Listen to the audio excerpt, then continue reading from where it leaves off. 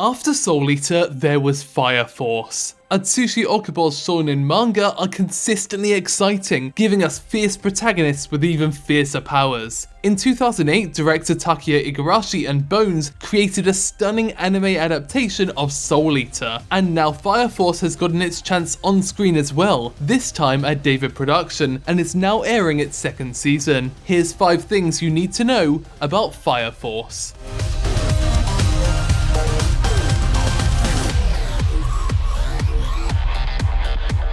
We often have a habit of talking about shows as being made by an entire studio, the one in the opening credits. But not only are there so many other people involved, but also there's a lot of movement within the anime industry. In the case of Fire Force, the director, chief animation director, and even the main animators either used to work for, or regularly used to work for, Studio Shaft. Director Yuki Yase, for instance, was the director of Mikaku City Actors at the studio, while the character designer Hideyuki Morioka previously designed the characters for the Kizumonogatari film trilogy. In this way, it's very different from what you'd normally expect from David Production, and instead is able to utilize a lot of the unique talents we've seen from Studio Shaft works. Unfortunately, director Yuki Yase moved on after season 1, but many of the talented animators remained.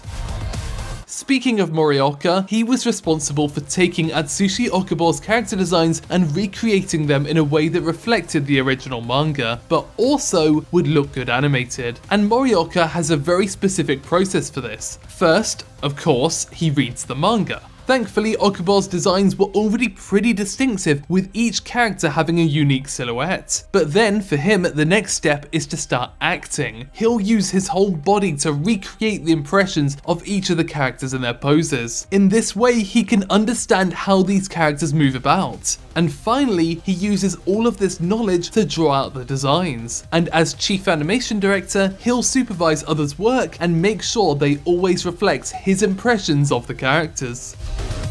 One of the things Okubo was most looking forward to about the anime adaptation was how the fire would be animated, and thankfully they had some star animators to achieve this. But compositing director Yosuke Motoki had an issue. It was difficult to determine who was using what fire. So he and his team took special care to work with the outlines, added different kind of VFX, or made slight tweaks so viewers could differentiate a fire attack used by a protagonist opposed to one used by a villain. In fact, representing fire and destruction was a huge part of his job, and as the fire attacks get more complex, he needs to constantly be innovating and finding new ways to bring these scenes together.